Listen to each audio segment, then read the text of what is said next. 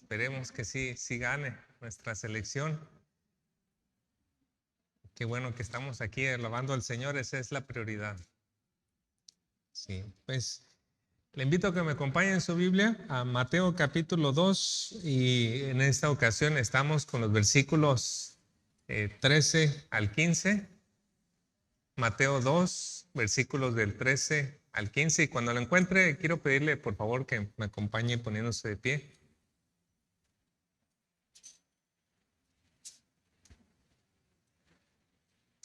Vamos a leer la palabra de Dios aquí en Mateo capítulo 2, versículos del 13 al 15. Dice así: después que partieron ellos, he aquí un ángel del Señor apareció en sueños a José y dijo: levántate y toma al niño y a su madre y huye a Egipto y permanece allá hasta que yo te diga, porque acontecerá que Herodes buscará al niño para matarlo. Y él, despertando, tomó de noche al niño y a su madre y se fue a Egipto. Y estuvo allá hasta la muerte de Herodes, para que se cumpliese lo que dijo el Señor por medio del profeta cuando dijo: de Egipto llamé a mi hijo.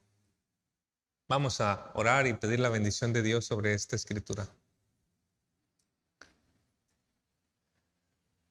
Gracias, Dios y Padre Celestial, por haber enviado a su Hijo, nuestro Señor Jesucristo, a este mundo, para cumplir con la misión de dar su vida en rescate por nosotros, para ser, como dice su nombre, el que salvará a su pueblo de sus pecados. Ayúdenos, Señor, a tener oídos para oír su palabra, a tener una mente dispuesta y concentrada para entender este pasaje de la Escritura y para entender, Señor, cómo usted nos ha venido hablando y nos ha venido enseñando desde muchos años atrás todas las cosas que tienen que ver concernientes a nuestro Salvador y Señor Jesucristo y su obra. Así que le rogamos, Señor, que nos dé entendimiento, claridad, la guía de su Espíritu Santo, y que también, Señor, me guíe a mí para poder hablar con claridad estas cosas tan importantes. Gracias, Señor. Le pedimos entonces su ayuda, confiando en que usted nos ayudará. En Cristo Jesús. Amén. Puede tomar su lugar.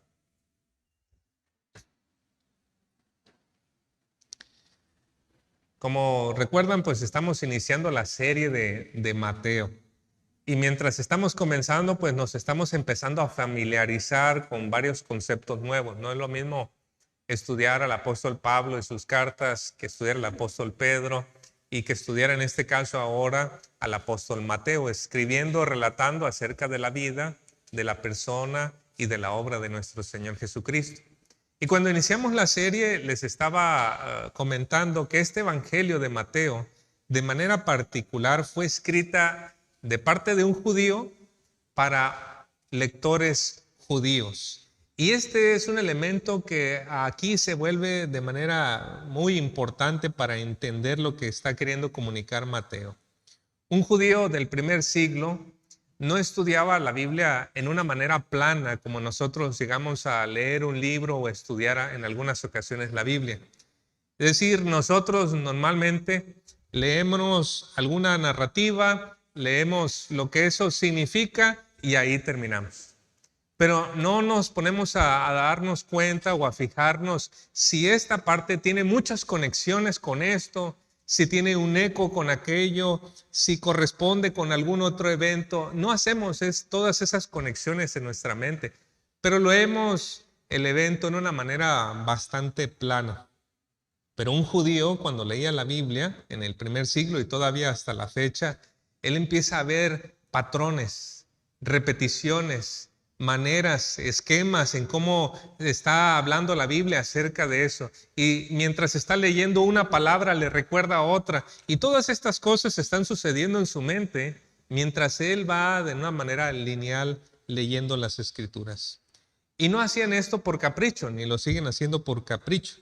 Entienden que cuando Dios se reveló, Dios dio mucha más información de la que podía concentrar allí y que las cosas que ha revelado después ayudan a clarificar las anteriores. Así que no es un capricho ver estas conexiones, pero hay que tener cuidado para no ver más de lo que realmente se está queriendo decir. Así que nosotros vamos a observar Mateo 2, versículos del 13 al 15, que simplemente parece ser como título, ¿verdad? José se lleva al niño Jesús y a su madre a Egipto. Nosotros leeríamos eso en una manera plana, pero Mateo quiere decirnos, aquí hay mucho más, mucho más a lo que tenemos que prestar atención. Así que para que nosotros veamos eso, quiero exponer este pasaje, solamente 3 versículos en 2 puntos. Primeramente vamos a ver el relato histórico, la parte plana, con algunas conexiones, y en el segundo lugar vamos a ver la interpretación de ese evento. Ahora sí, con todas las conexiones completas. Veamos entonces, en primer lugar, el relato histórico. Ahí en el versículo 13 tenemos la idea general. Dice, después que partieron ellos, he aquí un ángel del Señor apareció en sueños a José y dijo, levántate y toma al niño y a su madre y huye a Egipto y permanece allá hasta que yo te diga, porque acontecerá que Herodes buscará al niño para matarlo. Mateo aquí comienza situándonos en la porción, en la parte donde los magos, decimos los magos, los reyes magos, ¿verdad? Pero los sabios de Oriente dejan la escena. Si recordamos bien, ellos llegaron a Jerusalén, preguntan, ¿dónde está el que ha nacido rey de los judíos? Entonces los escribas, los sacerdotes dicen, pues la escritura dice que en Belén Herodes empieza a indagar con ellos, ¿cuándo vieron la señal de la estrella? ¿Cuándo vieron esto? Y bueno, finalmente ellos llegan, ven al niño Jesús, lo adoran y le ofrecen regalos, ¿verdad? 3, ¿recuerda usted? Oro, incienso y mirra. Regalos muy costosos que vamos a ver que tuvieron su propósito de parte de Dios. Pero a partir de aquí se menciona que un ángel se le apareció a José en sueños.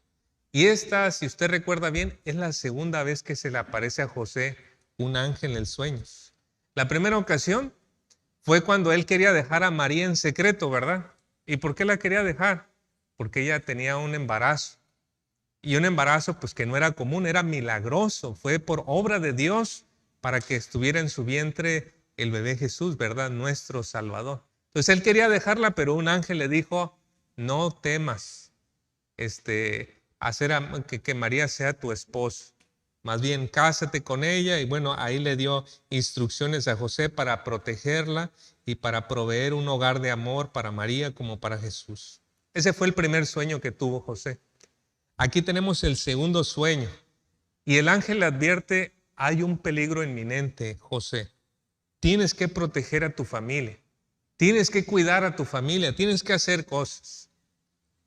Y el hecho de que José haya tenido 2 sueños despierta para un judío la primera relación. Porque ¿quién en el Antiguo Testamento también tuvo 2 sueños? Aparte de Faraón, ¿verdad? Alguien le decían soñador. También se llamaba José, ¿verdad? José el soñador, Génesis, finales de capítulos de Génesis, tuvo 2 sueños, ¿verdad? Las gavillas, el sol, la luna y las estrellas inclinándose. Tuvo esos 2 sueños. Y bueno, tenemos ahí una primera conexión. Y usted dirá, pastor, eso sí me suena un poquito como que le estamos haciendo un chanchullo ahí a la Biblia. Espérenme un poquito, porque esa es la primera. Vamos a ver qué cosas más siguen diciendo. Sigue diciendo ahí en Mateo 2:13 la instrucción que se le dio a José. Ahora, José, esposo de María, ya no José, el hijo de Jacob. José, el esposo de María, ¿verdad? Le dijo esto: levántate y toma al niño y a su madre. Note ese orden.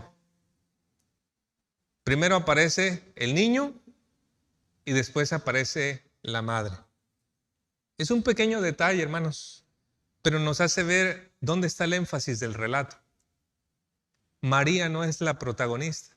José no es el protagonista.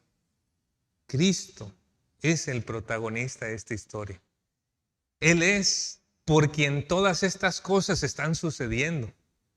Es debido a que a Él apareció que están sucediendo estos peligros, y es debido a que Él está allí que un ángel tiene que ser enviado para que mande estas instrucciones y lo proteja. Esta historia no trata del buen José, no trata de la buena María, es acerca de Cristo. Y fue por eso que se le dio la instrucción clara a José ahí en el versículo 13. Huye a Egipto y permanece allá hasta que yo te diga. Y usted recuerda, Egipto está en la parte, aquí está, digamos, Belén, en la parte suroeste se encuentra Egipto. Y algunos piensan que José pudo haber hecho un recorrido hasta la ciudad de Alejandría, que en aquel tiempo habían muchos judíos en la ciudad de Alejandría dentro del país de Egipto. Otras tradiciones dicen que no, que José fue más adentro y que por ahí él se estableció. La verdad es que no tenemos detalles de Mateo o algunas otras cosas, fuentes confiables históricas para decirnos dónde se estableció José. Pero lo que es importante es el país. Y eso sí nos lo está diciendo claramente Mateo. José se fue a vivir a Egipto. Y aquí tenemos la segunda conexión. Porque el primer José, el soñador, el hijo de Jacob, fue vendido por sus hermanos. ¿Y a dónde llegó, hermanos? A Egipto. Bueno, todavía eso suena un poquito caprichoso, ¿verdad? Está bien. Pero el asunto es que el José, esposo de María, va a Egipto para cuidar a su familia. Y el José, hijo de Jacob, el soñador, llega a Egipto y cuando está en Egipto, el faraón tiene dos sueños. José los interpreta. Faraón dice, necesitamos a este hombre en el gobierno. Lo hace el segundo más importante. José empieza a hacer ciertas reformas para guardar grano, para guardar cosas y proteger a Egipto de la sequía. Viene el hambre sobre toda la tierra y ahora toda la familia de Jacob, de Israel, están sufriendo hambre. Y José dice, vengan a Egipto para que no perezcan. Y así José entonces lleva a toda su familia también a Egipto para que la familia de José, la familia de Israel, no muera. Bueno, todavía puede decir usted, todavía hay algo de coincidencia ahí, pastor. Todavía podemos decir que es una coincidencia, tal vez con lo que sigue ya no tanto. En el capítulo 2, versículo 13 de Mateo sigue diciendo, porque acontecerá que Herodes buscará al niño para matarlo. ¿Quién fue Herodes? Él fue un gobernante que puso el imperio romano sobre Israel y este hombre era muy cruel, era muy astuto pero muy cruel. Si él veía algo que pudiera parecer una conspiración, algo que pudiera quitarle el lugar para reinar, ese hombre mataba a quien fuera. Y de hecho así sucedió, mató a su esposa y a 3 de sus hijos porque sintió que estaban conspirando contra él.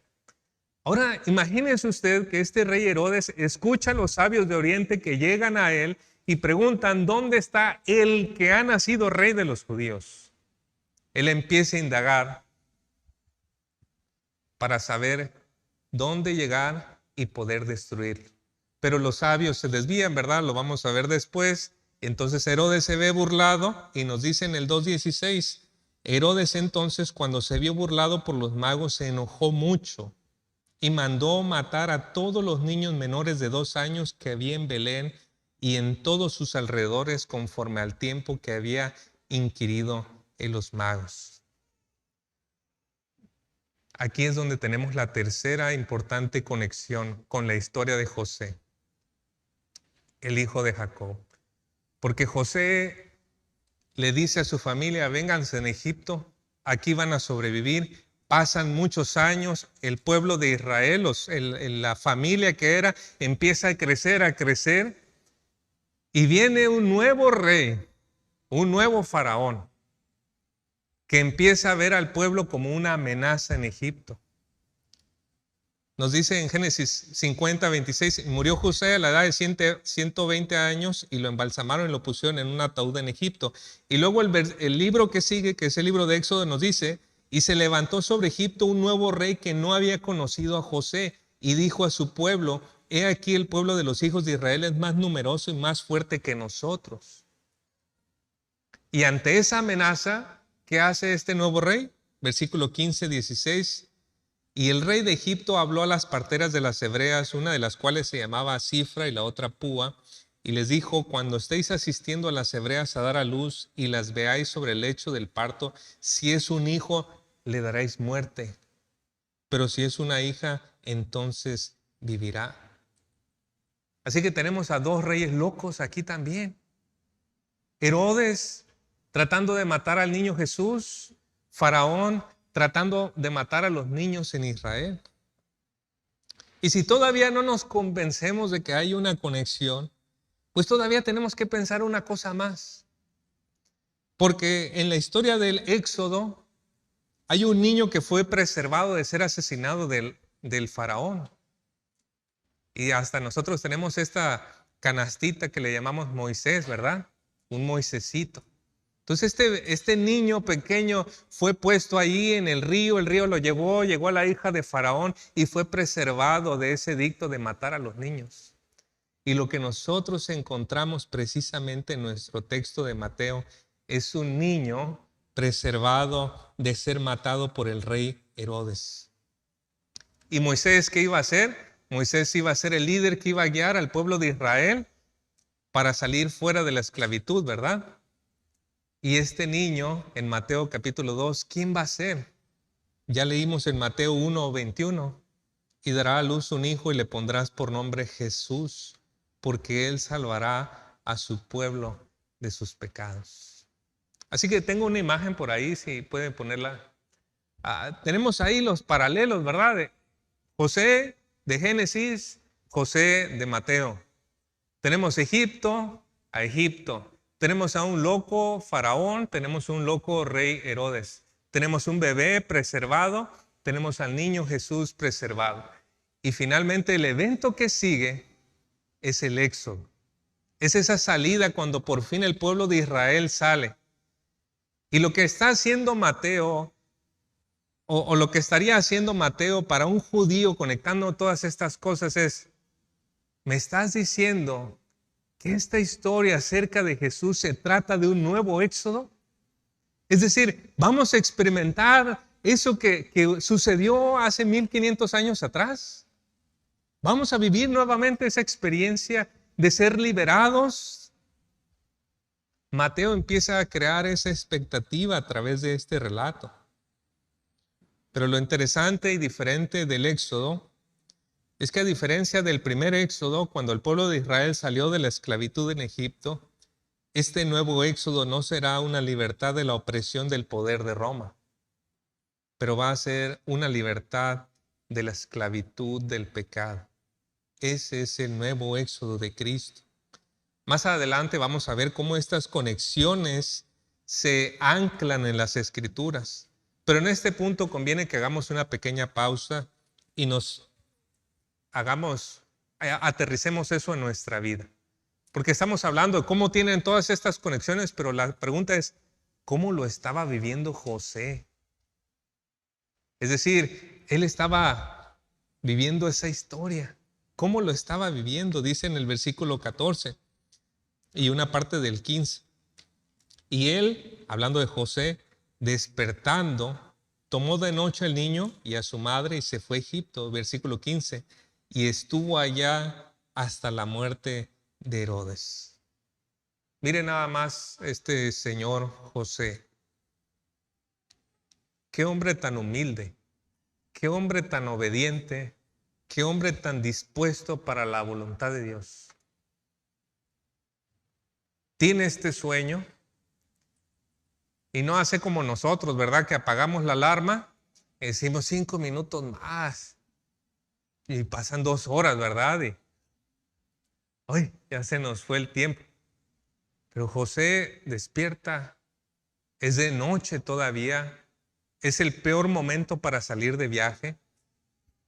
es peligroso, pueden pasar muchas cosas, pero él entiende, tengo que obedecer a Dios inmediatamente.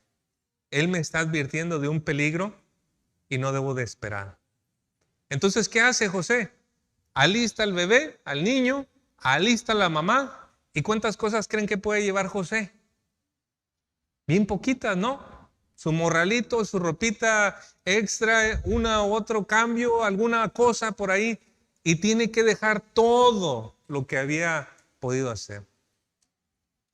Y ahí es donde entra la provisión de Dios. Porque ¿qué le habían llevado un poquito antes? Oro, incienso y mirra.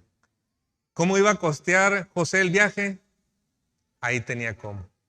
Tenía que irse a Egipto y Dios le dijo, ahí va, para que puedas costear todo lo que necesites allá en Egipto. Qué hermoso el cuidado del Señor, ¿verdad?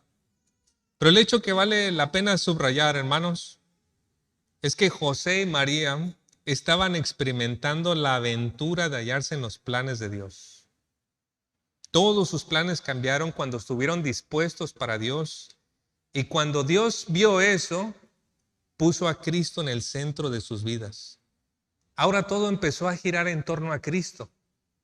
Se casaron debido a Cristo. Se mudaron debido a Cristo. Sus nuevos amigos eran ahora por Cristo. Cristo cambió todo en sus vidas. Y eso es lo mismo que sucede, ¿no es cierto, hermanos? Cuando por la gracia de Dios nos volvemos cristianos. Toda nuestra vida empieza a girar en torno a Cristo. Él se vuelve el centro. Y nosotros nos convertimos en una parte positiva del cumplimiento del plan de Dios. Y creo que es importante remarcar esto porque esto le dio significado y propósito a la vida de José. Si José y María no hubieran tenido a Cristo, ellos hubieran sido como cualquier matrimonio en Israel. Se hubieran casado, hubieran tenido casa, hubieran un burrito, un caballo, hubieran hecho una que otra cosa, algunos viajecitos por aquí, por allá, ¿verdad? Tener nietos, haber muerto, fin de la historia.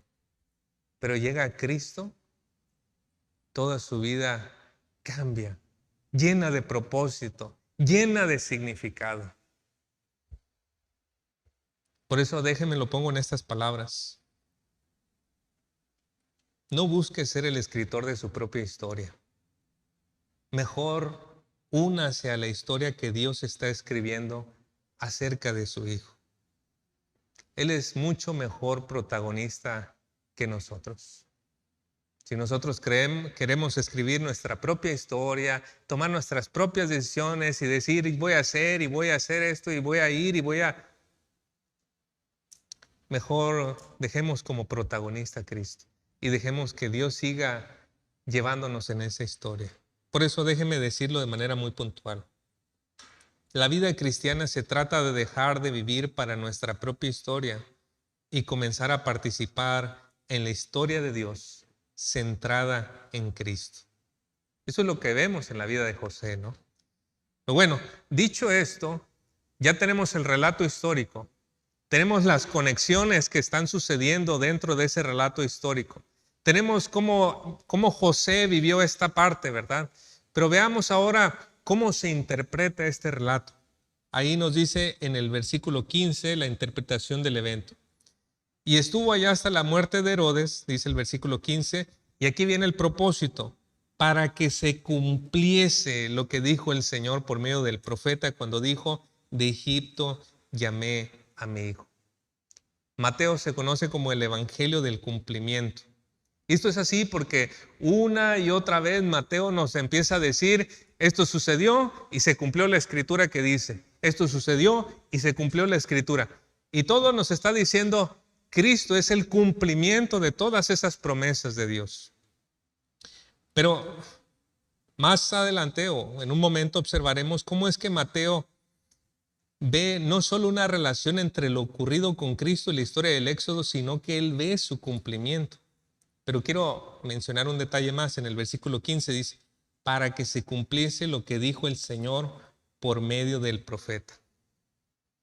Tal vez esto no le llame tanto la atención, pero es un detalle muy importante, hermanos.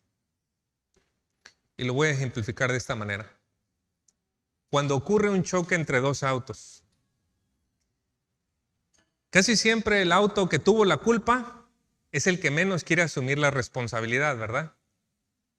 Entonces, le chocan, y cuando se baja y la otra persona, no, es que tú te atravesaste, mira que esto y lo otro, y trata de deslindarse lo más posible de la culpa. ¿Por qué? Porque nuestra tendencia como humanos es que cuando empezamos a sentir culpa, queremos encontrar culpables que no seamos nosotros. Queremos deslindarnos de esa responsabilidad. Ahora, ¿qué sucede si nosotros creemos que la Biblia fue escrita únicamente por hombres? Pues que si voy a escribir la historia de mi vida, voy a tratar de quitar muchas cosas que hablan mal de mí, ¿verdad? Es decir, no, la culpa fue de aquel, no fue mía. Pero aquí claramente Mateo nos dice, la Biblia, por encima de todo, y aunque fue escrita por hombres, es la palabra de Dios. Dios es el editor general. Todo lo que hablaron los profetas, todo lo que hablaron los hombres antes, fue por la guía de Dios.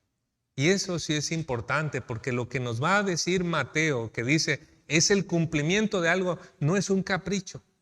Es algo que Dios preparó, es algo que es veraz, es algo que es seguro, que realmente sucedió, que realmente Dios comunicó para que se cumpliera en Cristo. Así que esto debe ahondar, hacer más honda nuestra confianza en la Biblia, en la palabra de Dios. Ahora, ya que he aclarado ese punto, veamos el cumplimiento. Ahí en Mateo 2:15 dice, y estuvo allá hasta la muerte de Herodes para que se cumpliese lo que dijo el Señor por medio del profeta cuando dijo, de Egipto llamé a mi hijo. Mateo aquí está citando una escritura que fue dada 750 años antes por el profeta Oseas. La escritura es en Oseas 11:1 donde dice, cuando Israel era niño, yo lo amé y de Egipto llamé a mi hijo. Con respecto a esta profecía, hermanos, a primera vista el versículo que leemos parece que no tiene ninguna relación con lo que venimos viendo acerca de la historia de Jesús y José y todo eso. De hecho, algunos comentaristas dicen que Mateo a veces que es como caprichoso y agarra cosas que dice un versículo para justificar algo que está sucediendo. Pero nosotros no podemos ir en esa misma línea. De verdad, Mateo está usando aquí un versículo del Antiguo Testamento de manera muy cuidadosa. Y para eso nosotros tenemos que mirar al profeta Oseas. La tarea de un profeta en el Antiguo Testamento eran tres cosas, hermanos. Una, señalar el pecado del pueblo. Dos, llamar al arrepentimiento. Y tres, hablar un mensaje de esperanza para el pueblo arrepentido. Todos los profetas hicieron esto. Oseas fue uno de esos profetas. Lo que es distintivo en Oseas es que cuando él hablaba del arrepentimiento y de todas estas cosas, lo hacía en un contexto de matrimonio.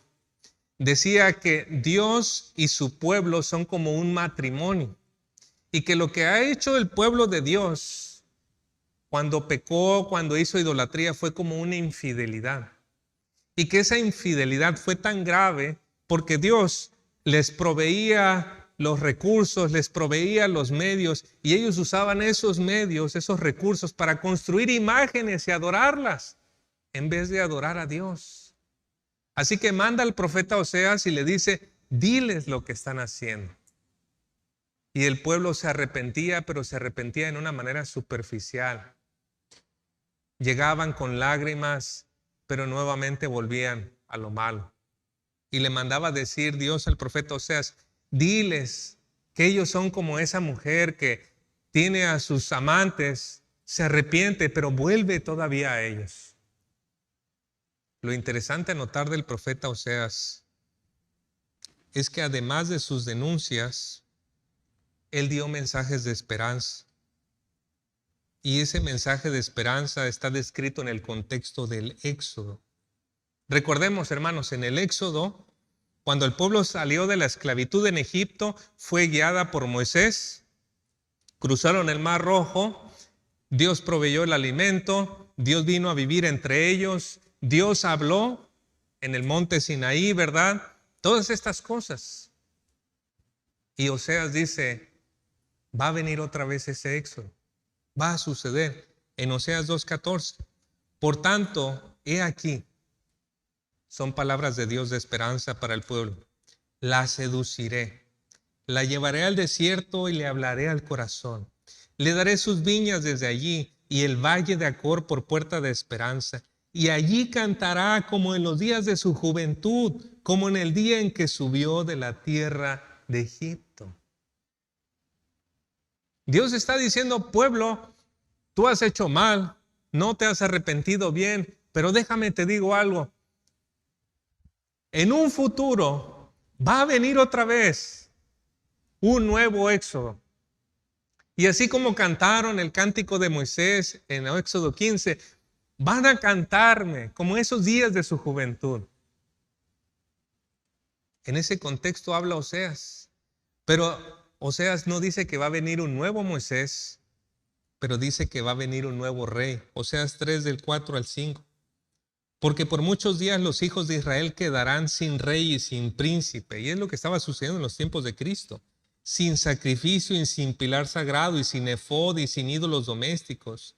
Después los hijos de Israel volverán y buscarán al Señor su Dios y a David su rey y acudirán temblorosos al Señor y a su bondad en los últimos días.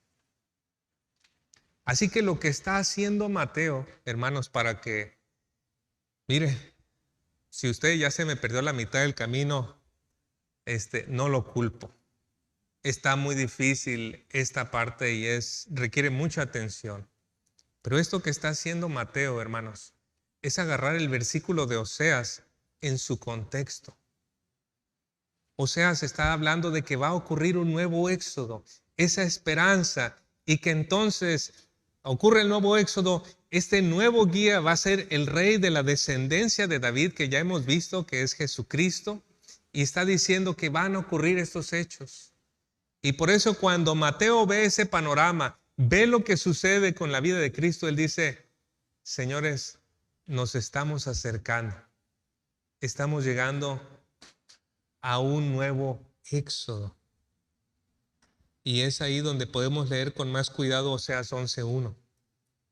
Cuando Israel era niño, yo lo amé, y de Egipto llamé a mi hijo. Este hijo a quien Dios llama es el nuevo rey que representa al pueblo de Dios.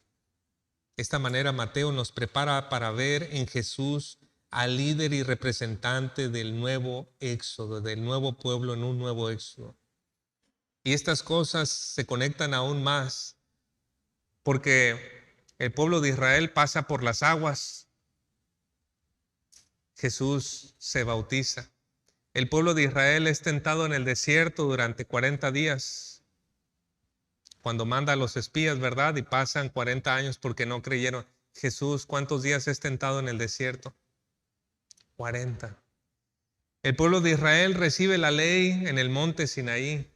Jesús en Mateo capítulo 5, capítulo 6 y 7 va a hablar acerca de la ley en un monte. No es coincidencia, hermanos, no es coincidencia. Todo esto nos está diciendo, se está preparando un nuevo éxodo. Y así como el pueblo de Israel tuvo que sacrificar a un cordero para después de ahí salir de la esclavitud en Egipto, adivinen quién tiene que ser sacrificado para que usted y yo podamos ser libertados de la esclavitud del pecado. Cristo. Así que solo quiero que se quede con esto, hermanos. Esta pequeña porción de Mateo 2 del 13 al 15 es una pausa para que nosotros volteemos a ver en Cristo un nuevo representante, un guía, un rey que va a iniciar un nuevo éxodo, que nos va a guiar hacia una libertad, hacia una tierra prometida. y que nosotros veamos entonces en Cristo el cumplimiento de todo aquello que Dios preparó en el pasado para que conozcamos la obra de Cristo. A todos los que estamos aquí, amigos y visita, debemos de seguir las pistas que nos ha dejado el profeta Oseas. El profeta Oseas llamó al pueblo al arrepentimiento sincero. Y es que Dios viene a salvar a un pueblo que se ha arrepentido y que quiere tener comunión con Él. Y eso solamente es posible por Jesucristo. Que Dios bendiga esta palabra y nos ayude a atesorarla en nuestro corazón. Que nos ayude a poder ver en Cristo ese cumplimiento. Vamos a orar. Señor Dios y Padre, es maravilloso ver todas las cosas que usted preparó, Señor. Si pensáramos que este es solamente un libro de hombres, pues no podemos imaginar un hombre con esa capacidad. Pero sabiendo, Señor, que la Biblia es un libro suyo, qué bello es encontrar todas estas conexiones. Y qué hermoso es encontrar, Señor, que usted siempre ha venido preparándonos para Jesucristo. Y que incluso el tiempo presente es una preparación para todo lo que viene más adelante. Ayúdenos, Señor, así como José, como María, encontrarnos bien dispuestos y que Cristo esté en el centro de nuestras vidas y que podamos vivir para la gloria de Él y que Él sea nuestro Rey, nuestro guía en nuestro camino para llevarnos a ese destino que usted tiene preparado para nosotros. Se lo rogamos, Señor, que usted bendiga a su iglesia y que esta palabra sea atesorada en nuestros corazones. Le amamos, Señor, y le agradecemos. Pedimos todo esto en nombre de Cristo Jesús. Amén. Que el Señor les bendiga.